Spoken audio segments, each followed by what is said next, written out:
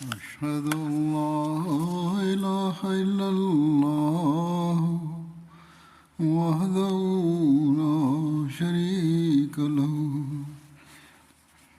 وأشهد أن محمدا عبده ورسوله أما بعد فأعوذ بالله من الشيطان الرجيم بسم الله الرحمن الرحيم الحمد لله رب العالمين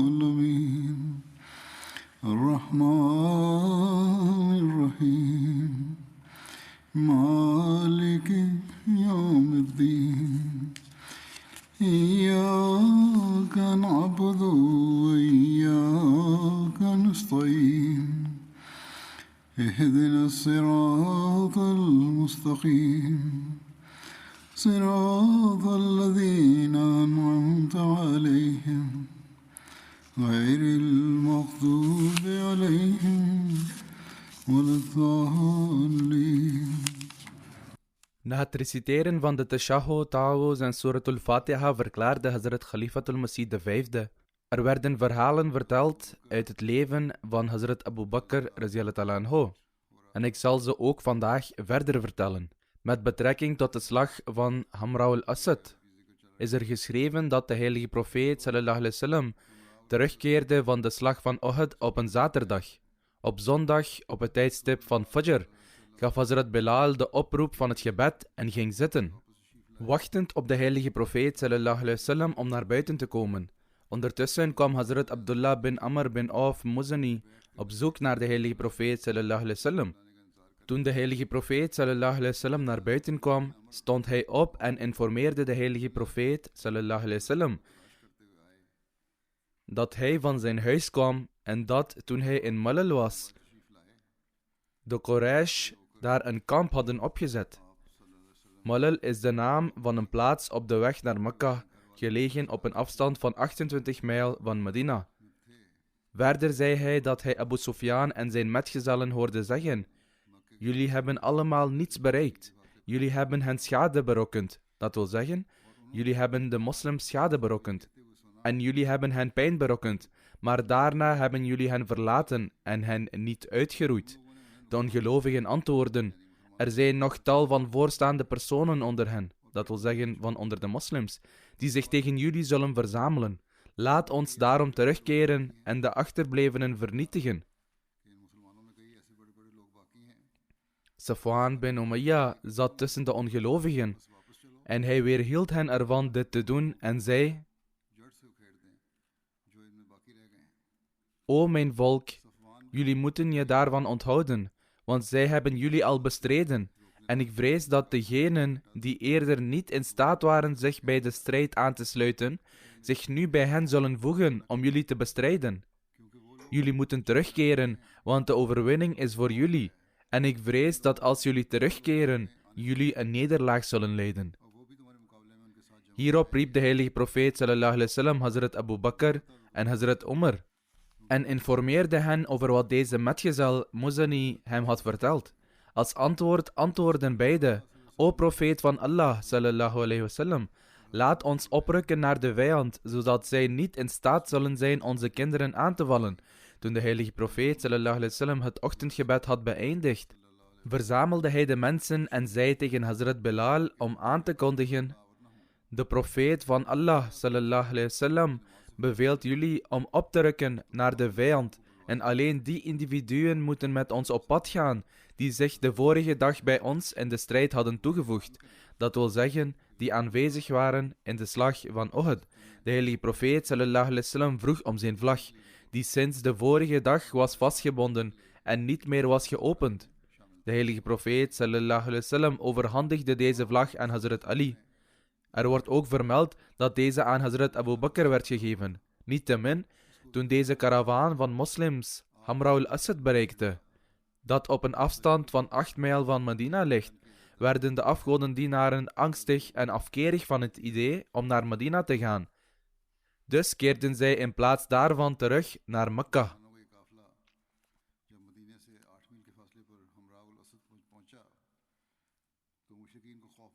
De slag van Banu Nazir vond plaats in 4 Hijri. De heilige profeet sallallahu alaihi wasallam, vergezeld met een kleine groep metgezellen, ging naar de mensen van Banu Nazir. Er zijn verschillende vertellingen die verklaren waarom de heilige profeet sallallahu alaihi wasallam naar hen toe ging. Volgens één vertelling ging de heilige profeet sallallahu alaihi wasallam naar hen toe om het bloedgeld te verzamelen van 2 mensen die waren gedood uit de stam van Banu Amir.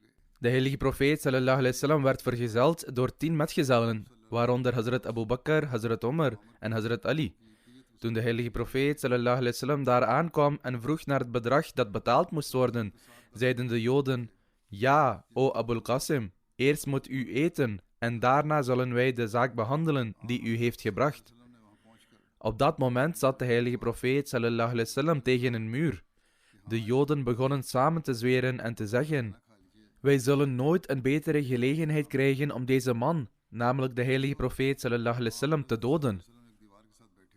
Wie van ons zal op de top van dit huis klimmen en een zware steen op hem laten vallen, zodat wij ons van hem kunnen ontdoen?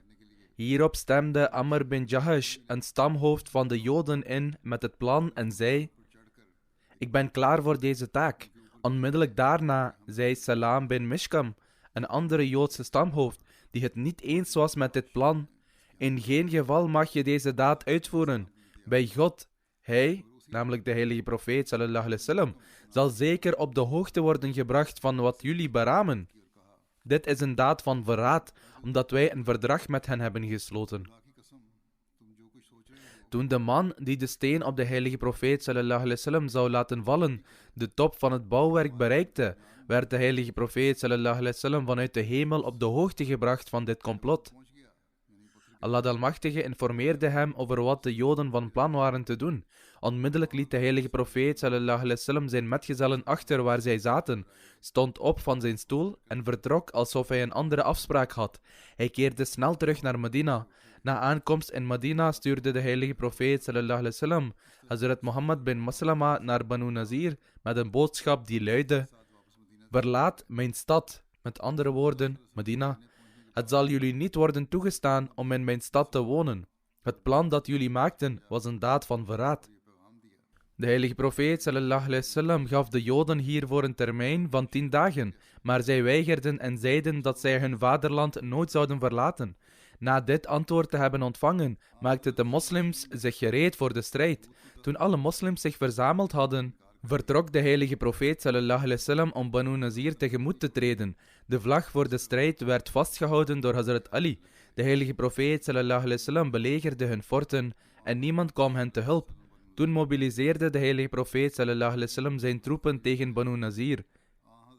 En op het tijdstip van Isha keerde hij terug naar zijn huis met 10 metgezellen. Volgens de ene vertelling gaf de heilige profeet sallallahu alaihi wasallam in die tijd het bevel over het moslimleger aan Hazrat Ali, terwijl volgens een andere vertelling deze eer werd gegeven aan Hazrat Abu Bakr. Aan de ene kant voerde de heilige profeet sallallahu alaihi wasallam een strenge belegering uit, en aan de andere kant liet Allah de Almachtige het ontzag van de moslims zich in de harten van de Joden nestelen. Ten slotte verzochten zij de heilige profeet sallallahu alaihi wasallam om hun leven te sparen en hen te verbannen met toestemming om zoveel van hun bezittingen mee te nemen als zij op hun kamelen konden laden, behalve hun wapens.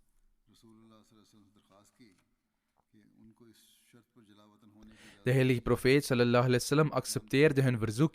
Volgens één vertelling belegerde de heilige profeet sallallahu alaihi wasallam hen gedurende 15 dagen, terwijl sommige vertellingen verschillen in het aantal genoemde dagen. Met toestemming van de Ansar verdeelde de heilige profeet sallallahu alaihi wasallam alle oorlogsbuit die in de strijd van Banu Nazir was verkregen onder de Muhajirin. Hierop sprak Hazrat Abu Bakr de Ansar toe en zei: O gezelschap van Ansar, mogen Allah jullie de beste beloning schenken.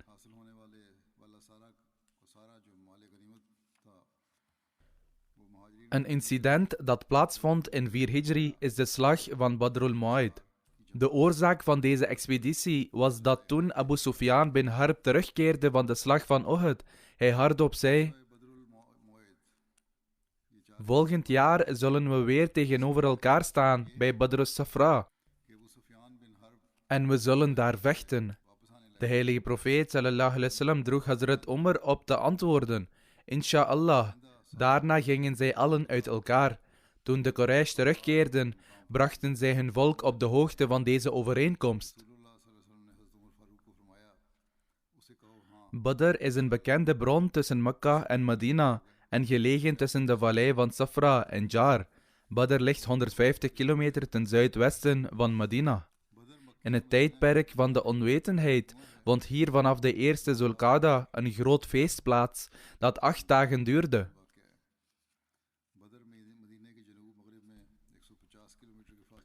Toen de vastgestelde tijd naderde, kreeg Abu Sufyan steeds minder zin om tegen de heilige profeet sallallahu alaihi wasallam op te trekken en hij werd angstig.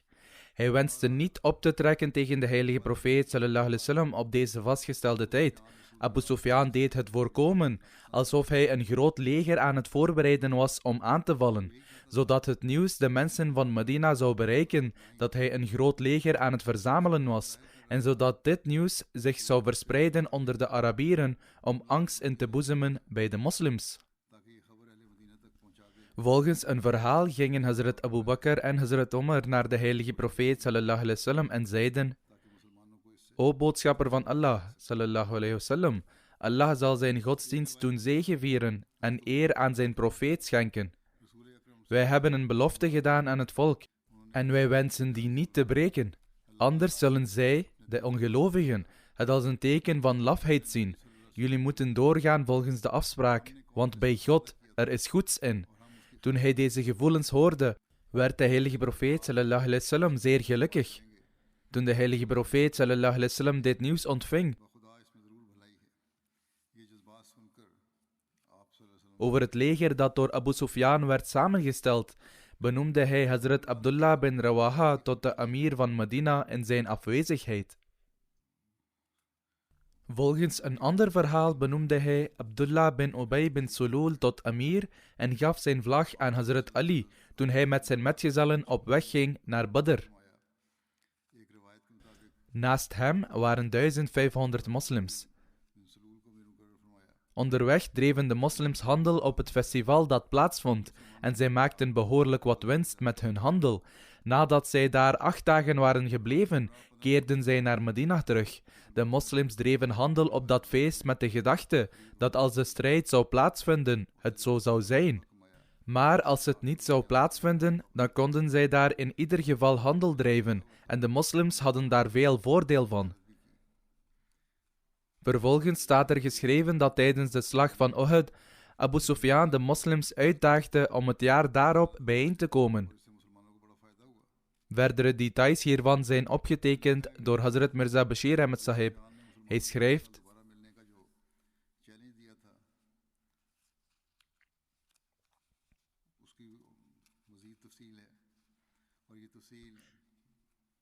na de slag bij Uhud, toen hij terugkeerde van het slagveld, daagde Abu Sufyan de moslims uit om elkaar het volgende jaar weer te ontmoeten bij Badr.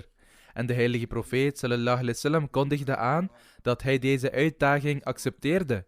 Daarom vertrok de heilige profeet sallallahu alaihi wasallam het volgende jaar in 4 Hijri aan het eind van de maand Shawwal uit Medina met een troepenmacht van 1500 metgezellen en benoemde Abdullah bin Ubay tot amir in zijn afwezigheid.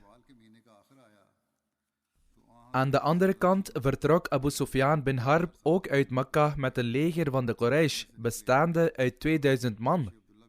Maar ondanks de overwinning bij Uhud en een leger van deze omvang, was zijn hart bang. En hoewel hij uit was op de vernietiging van de islam, wenste hij de moslims niet te confronteren, voordat hij een groter leger kon verzamelen. Hij was dus nog in Mekka toen hij een man met de naam Noaim, die tot een neutrale stam behoorde, naar Medina stuurde en hem nadrukkelijk opdroeg de moslims op alle mogelijke manieren te intimideren en te bedreigen en verzonnen verhalen te verzinnen om hen ervan te weerhouden ten strijde te trekken. Vandaar dat deze persoon naar Medina kwam en door het verzinnen van valse verhalen over de voorbereiding, kracht, ijver en woede van de Quraysh een toestand van onrust in Medina schiep.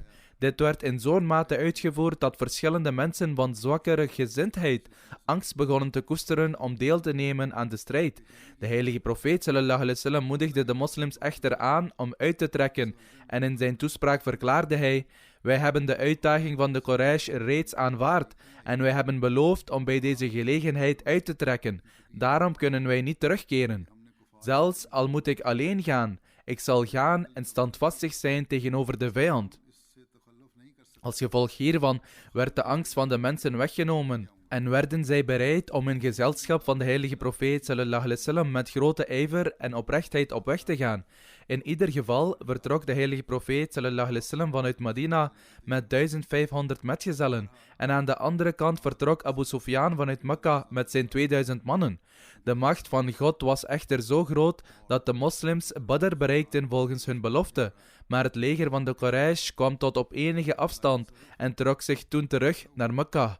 Het verhaal is dat Abu Sufyan, toen hij van de mislukking van Noaim hoorde, bang werd in zijn hart en nadat hij enige afstand had afgelegd, trok hij zich met zijn leger terug, terwijl hij hen vermaande: dit jaar is de hongersnood zeer groot en de mensen hebben financiële moeilijkheden. Daarom is het niet verstandig om op dit moment te vechten. Wij zullen Medina met meer voorbereiding aanvallen wanneer er een tijd van overvloed is aangebroken. Het moslimleger verbleef 8 dagen bij Badr en aangezien daar elk jaar in het begin van Zulqa'da een festival zou plaatsvinden, dat al eerder is genoemd, dreven veel metgezellen tijdens het festival handel en konden zij aanzienlijke winst genereren. In feite waren zij in staat om in deze 8 dagen van handel hun aanvankelijke kapitaal te verdubbelen. Toen het festival ten einde liep en het leger van de Quraysh niet arriveerde, vertrok de heilige profeet sallallahu alaihi wasallam van Badr en keerde terug naar Medina. De Quraysh keerden terug naar Mekka en begonnen zich voor te bereiden op een aanval op Medina. Deze ghazwa staat bekend als de Ghazwa van Badrul Mu'aid. Ghazwa Banu Mustalik was een veldslag die plaatsvond in Shaban 5 Hijri. Over deze veldslag wordt vermeld dat een andere naam voor Ghazwa Banu Mustalik Ghazwa Muraisi is. De Banu Mustalik waren een aftakking van de Khoza-stam. Deze stam leefde in de buurt van een bron genaamd Muraisi. Zij woonden op een afstand van een dagreizen van Foro. En Foro is ongeveer 96 mijl van Medina. Volgens Alama ibn Ishaq vond Ghazwa Banu Mustalik plaats in 6 Hijri, terwijl het volgens Musa bin Uqba plaatsvond in 4 Hijri. Waqidi stelt dat deze Ghazwa plaatsvond in Shaban 5 Hijri. Hazrat Mirza Bashir Ahmed Sahib heeft geschreven dat de strijd plaatsvond in 5 Hijri. Desalniettemin, toen de heilige profeet sallallahu alaihi wasallam vernam dat de Banu Mustalik van plan waren een aanval op de moslims uit te voeren, marcheerde de heilige profeet sallallahu alaihi wasallam in 5 Hijri met 700 metgezellen naar hen toe in Shaban. De heilige profeet sallallahu alaihi wasallam gaf de vlag van de Muhajirin aan Hazrat Abu Bakr. Volgens een andere vertelling gaf de heilige profeet sallallahu alaihi wasallam de vlag van de Muhajirin aan Hazrat Ammar bin Yasir en de vlag van de Ansar aan Hazrat Sa'ad bin Ubada. De details over het incident van Ifk zijn als volgt. Op de terugweg van Ghazwa Banu Mustalik uiten de hypocrieten een valse beschuldiging tegen Hazrat Aisha, dochter van Hazrat Abu Bakr. Dit incident staat in de geschiedenis bekend als het incident van Ifk. Er is een verhaal van Hazrat Aisha in Sahih al-Bukhari. Hoewel ik dit met betrekking tot een andere metgezel heb vermeld, is het echter noodzakelijk om het ook in verband met Hazrat Abu Bakr te vermelden.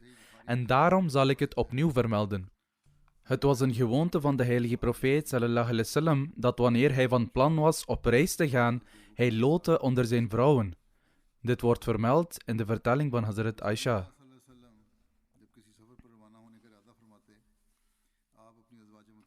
Dan nam hij degene mee op wie het lot viel. Bij een gelegenheid voor een ghazwa trok hij op dezelfde manier loodjes. Hazrat Aisha zegt, en het lot viel op mij. Dus nam de heilige profeet sallallahu alaihi wasallam mij mee. Dit was de tijd dat de geboden over parda al waren geopenbaard. Vandaar dat ik in een draagstoel zou zitten, en het zou op de rug van een kameel worden geplaatst, en het zou ook op de grond worden geplaatst. Toen de heilige profeet sallallahu alaihi wasallam zich terugtrok na het einde van zijn ghazwa en wij de stad Medina naderden, beval de heilige profeet sallallahu alaihi wasallam op een nacht om te vertrekken. Toen ik deze aankondiging hoorde, vertrok ik naar één kant weg van het leger voor een persoonlijke reden. Toen ik terugkeerde naar mijn kameel, raakte ik mijn nek aan en ontdekte dat mijn azfar-ketting verloren was gegaan. Niettemin, Hazrat Aisha radhiyallahu anha zegt: ik ging terug op zoek naar mijn ketting en werd een korte tijd vertraagd. Ondertussen arriveerden degenen die waren aangesteld om mijn draagstoel op te tillen en het op de rug van de kameel te plaatsen. En in de veronderstelling dat ik in de draagstoel was, tilden zij het op en plaatsten het op de kameel.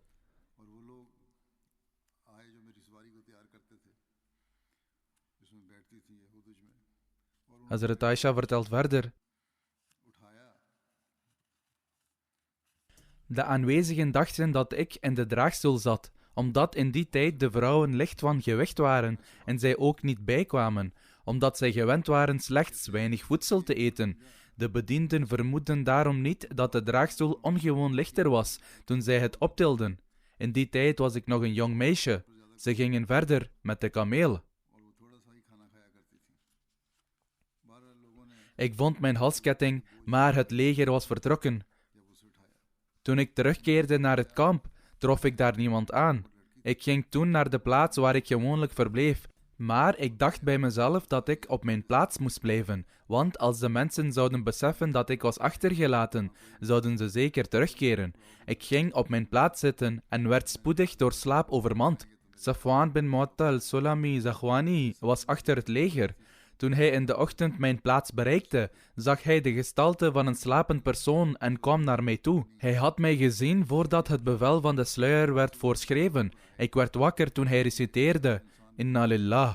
Hij bracht zijn kameel naar voren en liet het dicht bij mij knielen. Hij draaide zich van de kameel en ik besteeg de kameel. En Safwan begon de kameel te leiden totdat wij uiteindelijk het moslimleger bereikten tegen de middag, toen het leger aan het rusten was. Hierna ruïneerden degenen die voorbestemd waren om te worden geruïneerd zichzelf.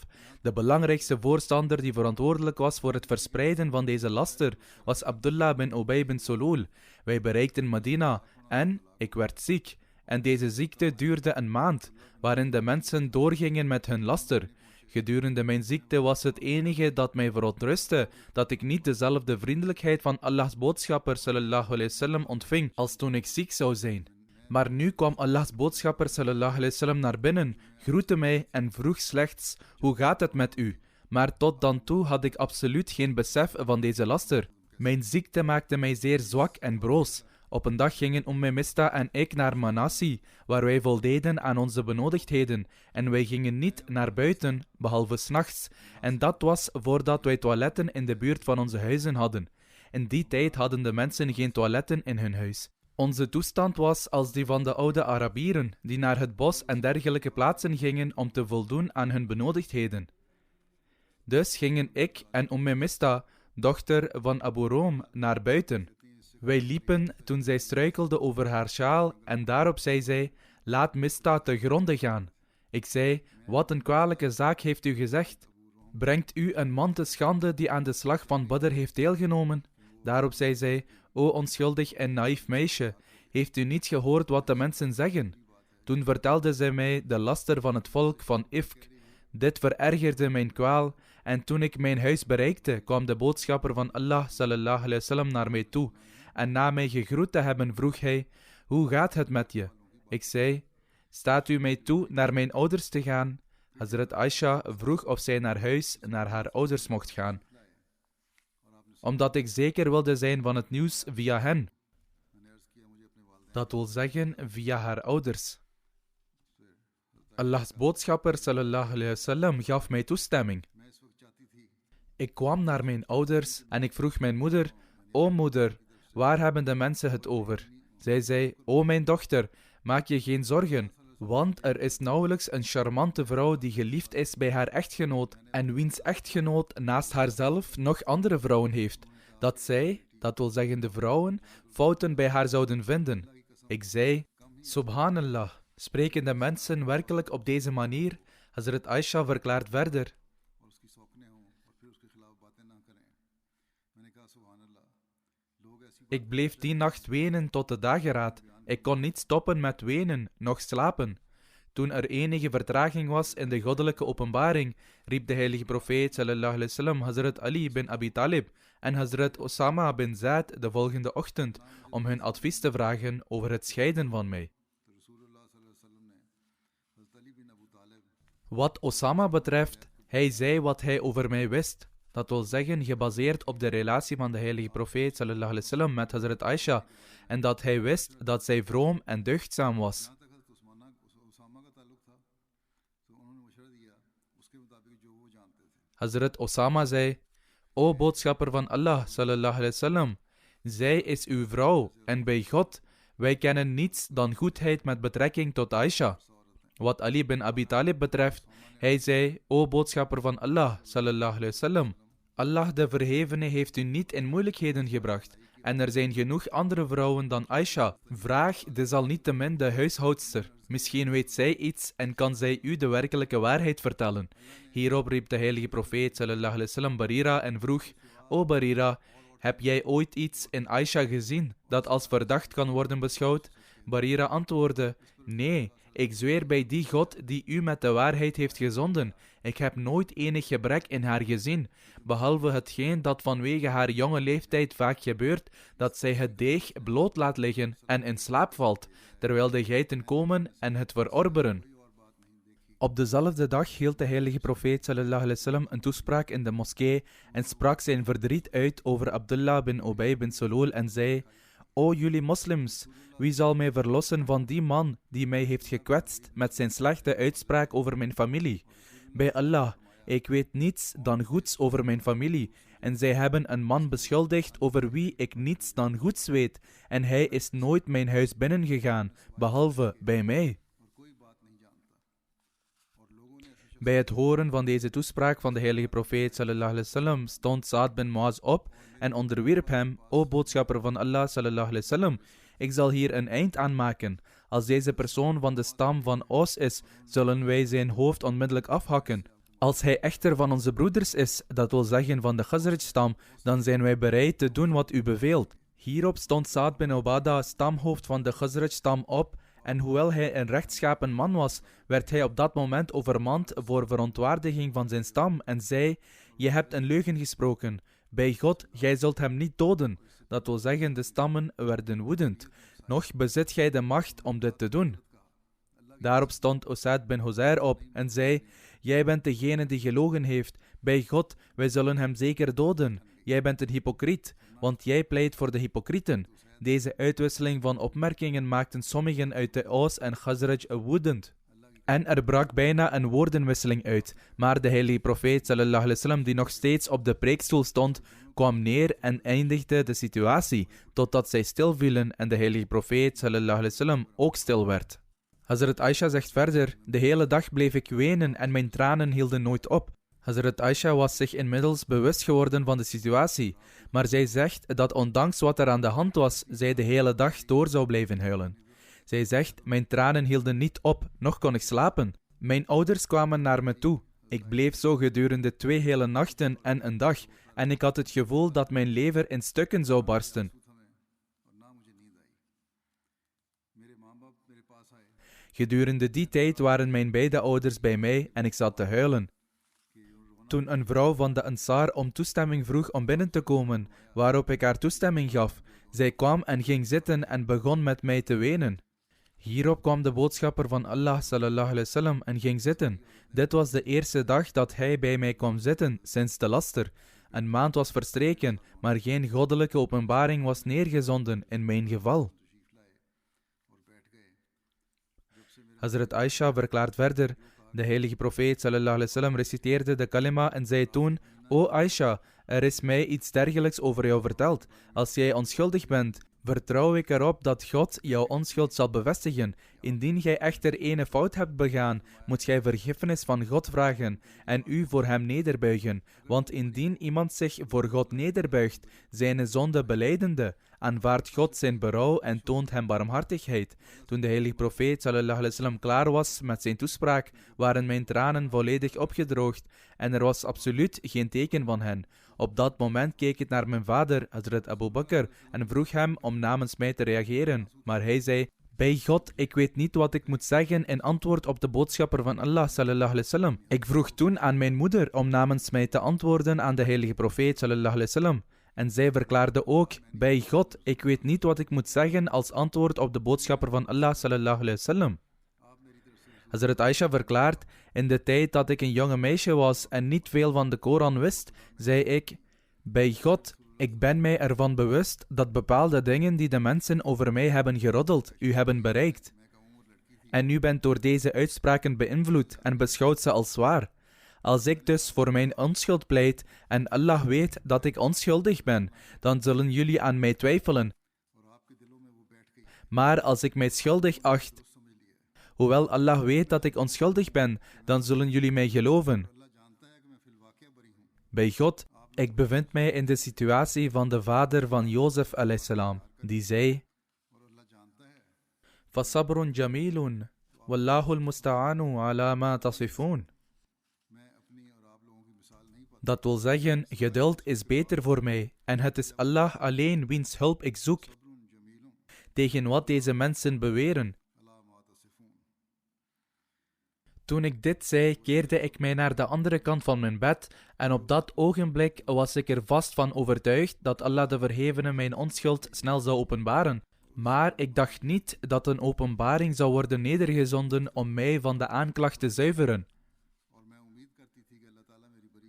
Ik achtte mijzelf niet waardig genoeg om in de Koran vermeld te worden. Ik dacht dat de boodschapper van Allah sallallahu alaihi wasallam misschien in zijn slaap een visioen zou worden getoond door Allah de Verhevene in dit opzicht.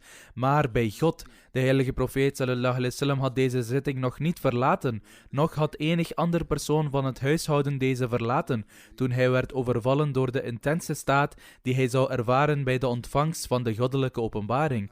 Hoewel het een koude dag was, begonnen er zweetdruppels van zijn gelaat te vallen en na enige tijd verliet deze toestand hem. De heilige profeet sallallahu alaihi wasallam glimlachte en het eerste wat hij tegen mij zei was: O Aisha, loof Allah, want hij heeft jouw onschuld bevestigd. Hierop zei mijn moeder spontaan: O Aisha, sta op en ga naar de boodschapper van Allah. Op dat moment zei ik: bij God, ik zal niet naar de heilige profeet sallallahu alaihi wasallam gaan en ik zal mijn dankbaarheid alleen aan Allah betuigen. Het was toen dat het volgende vers werd geopenbaard: Inna alladhina ja'u bil ifke usbatum minkum.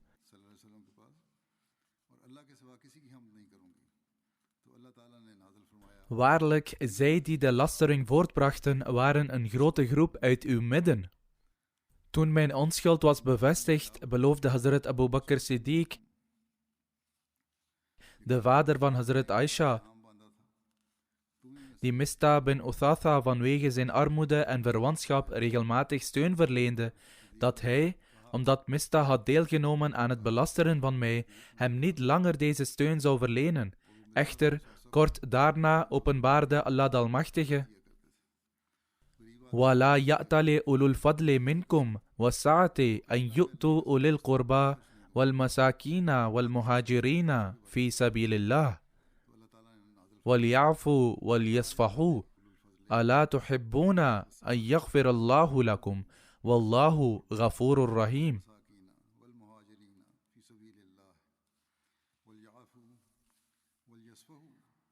En laat hen, die rijkdommen en overvloed onder u bezitten, niet ophouden te geven aan verwanten en behoeftigen, en hun, die hun huizen ter wille van Allah hebben verlaten, laten zij vergeven en over het hoofd zien.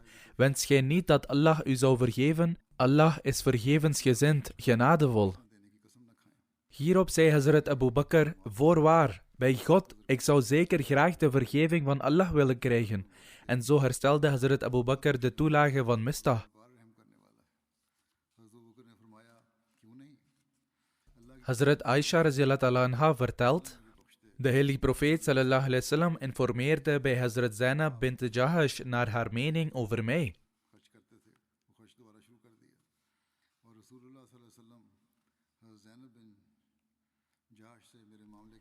De heilige profeet sallallahu alaihi wasallam verklaarde: O Zainab, wat is jouw mening over Aisha? Hierop antwoordde Hazrat Zainab: O boodschapper van Allah sallallahu alaihi wasallam, ik wens mijn oren en ogen te beschermen. Ik beschouw Aisha als een vrome dame.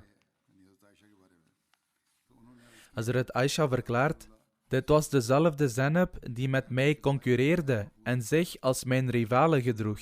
Echter, vanwege haar deugdzaamheid heeft Allah de Verhevene haar gered van deelname aan deze laster. Dit is een gedetailleerde vertelling van Bukhari. De beloofde Messias alayhi verklaart: net zoals God de Almachtige het tot een integraal deel van zijn eigen nobele eigenschappen heeft gemaakt om profetieën van waarschuwingen af te wenden op basis van berouw, het vragen om vergeving, gebed en liefdadigheid, zo onderwees hij hetzelfde moraal aan de mens, zoals blijkt uit de heilige Koran en de hadith. Toen de hypocrieten uit pure kwaadaardigheid een laster tegen Hazrat Aisha, mogen Allah tevreden met haar zijn, hadden geuit, namen ook sommige onwetende metgezellen deel aan deze vertelling. Een van deze metgezellen haalde zijn maaltijd 2 keer per dag bij Hazrat Abu Bakr, mogen Allah tevreden zijn met hem. Vanwege deze fout beloofde Hazrat Abu Bakr dat hij hem nooit meer te eten zou geven als straf voor deze fout, waarop het vers werd geopenbaard: Ala tuhibbuna an yaghfirallahu lakum, wallahu ghafurur rahim.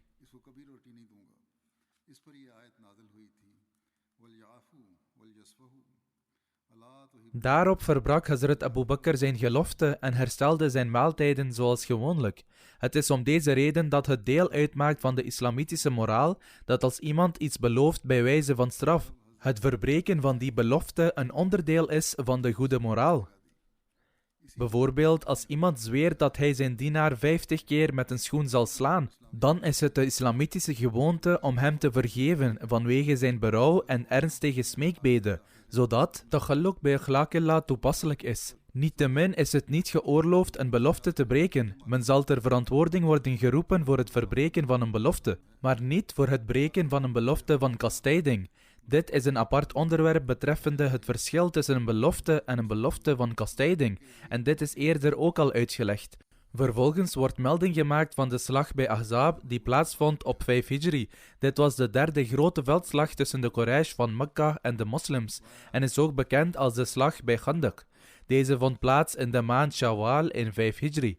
Aangezien de Quraysh en de Joden van Khaybar en verschillende andere stammen zich hadden verenigd om Medina aan te vallen, staat deze slag bekend als de slag van Ahzab in de heilige Koran.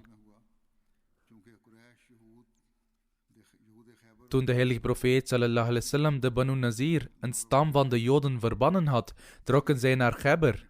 Een paar mannen van hun ouderen en gerespecteerde mensen gingen naar Mekka.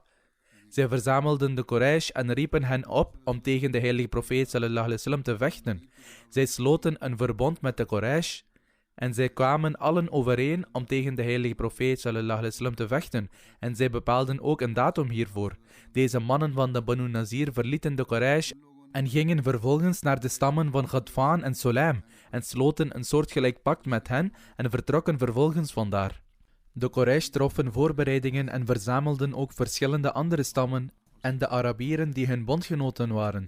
Ze waren in totaal met 4000. Abu Sufyan bin Harb was hun aanvoerder.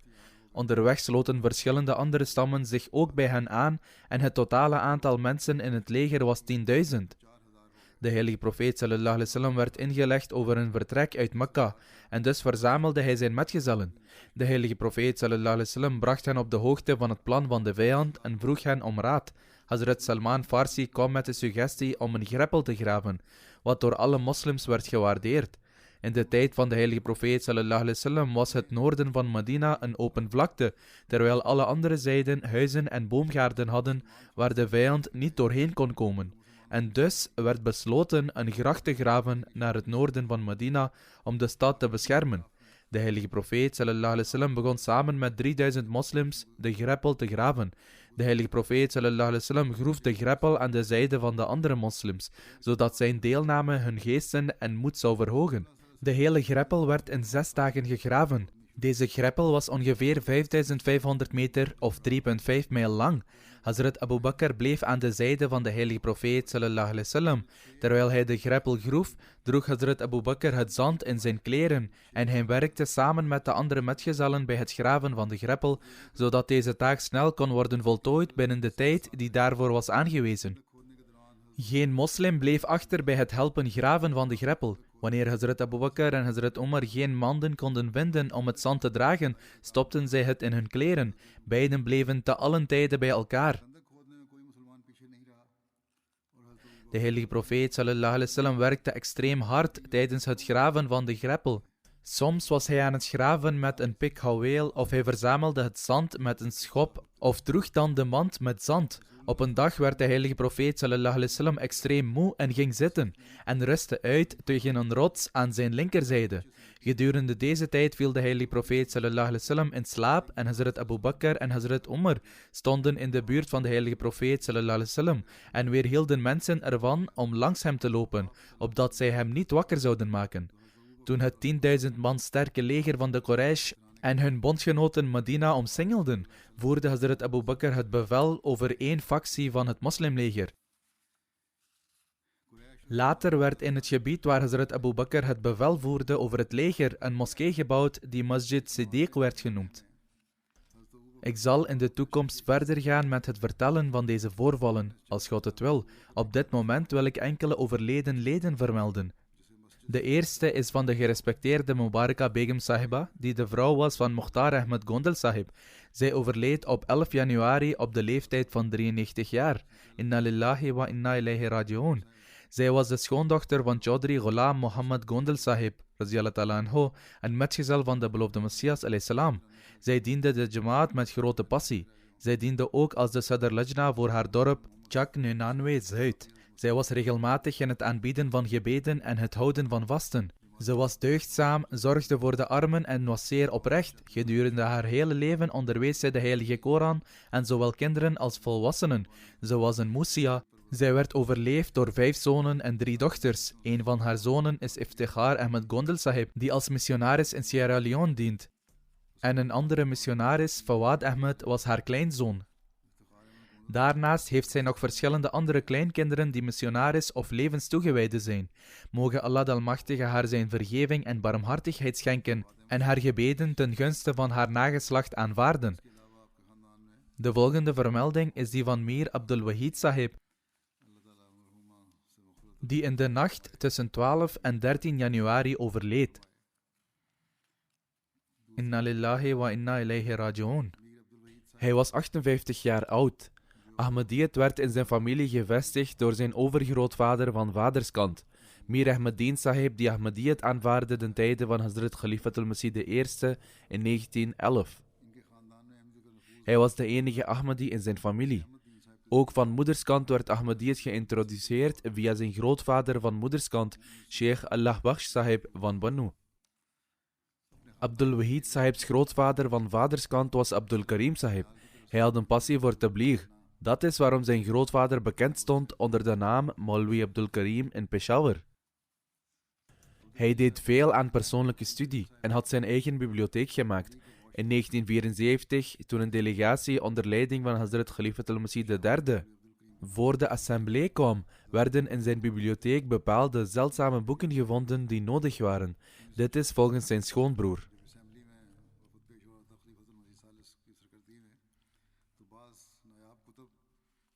Op 9 september 2020 werd onder 2095c een valse aanklacht van godslastering ingediend tegen de familie van Mir Abdul Wahid, als gevolg waarvan geestelijken en andere mensen hun huis belegerden. De politie slaagde er echter in hem en zijn gezin uit de situatie te bevrijden en bracht hen naar Rawalpindi. Een paar dagen later werd hun huis in Rawalpindi 's nachts overvallen en arresteerde de politie zijn zoon Abdul Majid Sahib. Allah de Almachtige schonk Mir Abdul Wahid Sahib 2 zonen en een dochter. Een van zijn zonen, Abdul Majid Sahib, die ik zojuist noemde, is nog steeds een gevangene in de weg van Allah en was in de gevangenis toen zijn vader overleed en kon de begrafenis niet bijwonen. Mogen Allah de Almachtige de overledene zijn vergeving en barmhartigheid schenken en zijn familie geduld schenken. Zijn zoon die gevangen zit is ongeveer 20 jaar oud. Mogen Allah de Almachtige de middelen scheppen voor zijn spoedige vrijlating. De derde vermelding is die van gerespecteerde Sayyid Waqar Ahmed Sahib uit de Verenigde Staten, die op 17 januari op 58-jarige leeftijd overleed aan een hartaanval. Inna lillahi wa inna ilayhi raji'un. Waqar Ahmed Khan Sahib's vrouw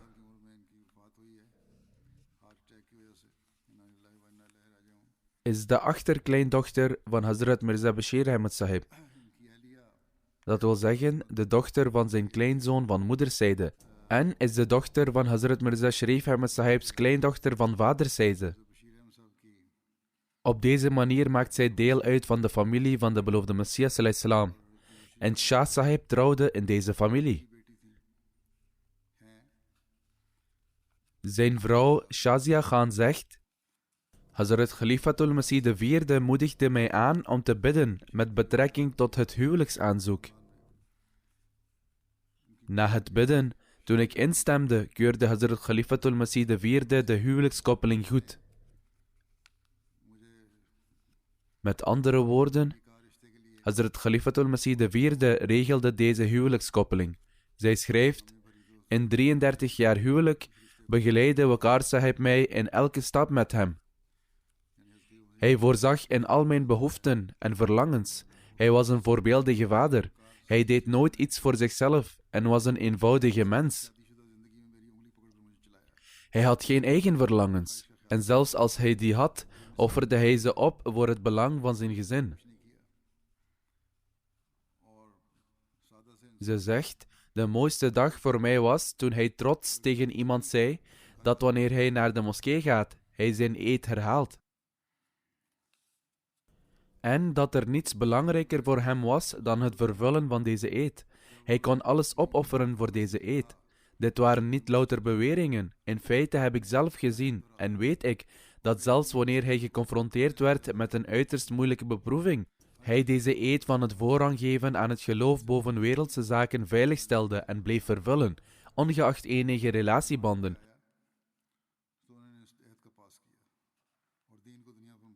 Hij waagde zich nooit buiten de gehoorzaamheid van Khilafat. Zij zegt: zelfs als hij iets niet begreep, bleef hij toch gehoorzaam. En zei dat het onze plicht is om gehoorzaam te zijn. Zijn instelling was vervuld van dankbaarheid en hij zou mij altijd adviseren om hetzelfde te doen. Hij toonde nooit nalatigheid in het brengen van financiële offers.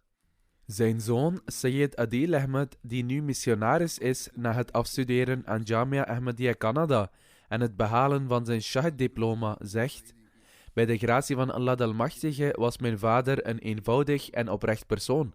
Hij was minder bezorgd om zichzelf en zou altijd in de behoeften van al zijn kinderen en onze moeder voorzien. Hij zou nooit iets leuks voor zichzelf krijgen. In feite moesten we hem er vaak aan herinneren om ook aan zijn eigen behoeften te besteden. Hij had veel respect voor missionarissen en de Nizam-e Jamaat. Zijn schoonvader, Mahmoud Ahmed Khan Sahib, die de kleinzoon van moederszijde is van Hazrat Mirza Bashir Ahmed Sahib en de kleinzoon van vaderszijde van Hazrat Nawab Mubaraka Begum Sahib, schrijft: Waqar, namelijk zijn zoon, bezat een hoge moraal en was zeer gastvrij. Hij zegt: ik zag nooit een frons op zijn gezicht, hoeveel gasten er ook kwamen om hem te bezoeken, of zelfs in moeilijke tijden. Hij zegt: ik herinner me dat hij in het begin zijn zoon Adil vaak in vraag zou stellen vanwege zijn onvoorzichtigheid. Maar toen Adil zijn leven wijdde, veranderde Waqar's houding tegenover hem volledig en ontwikkelde hij een zeer hechte band van respect en eer met zijn zoon.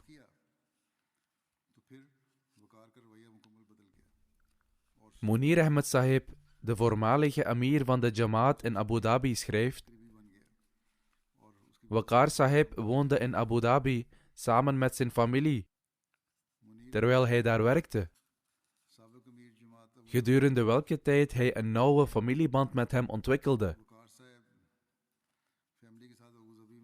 Hij was bankier van beroep. Eenvoud en sociabiliteit waren zijn in het oog springende kwaliteiten. Hij was sterk gehecht aan de gemeenschap en haar nizam. Hij bezat een diepe liefde en gehoorzaamheid voor Khilafat. Hij zegt: tot hij naar Amerika verhuisde, bood hij graag zijn huis aan voor elke behoefte van de Jamaat, dat gebruikt werd voor het vrijdaggebed en andere bijeenkomsten. Hij diende ook als de interne accountant van de Jamaat. Sayyid Hashim Akbar Sahib schrijft: ik had de gelegenheid om met hem samen te werken en vond hem altijd gezellig en vol enthousiasme om anderen te helpen. Mogen Allah de Almachtige hem zijn vergeving en barmhartigheid schenken. Mogen hij zijn kinderen in staat stellen deugdzaam te zijn en zijn gebeden ten gunste van hen aanvaarden. Na het gebed zal ik het begrafenisgebed verrichten, als God het wil.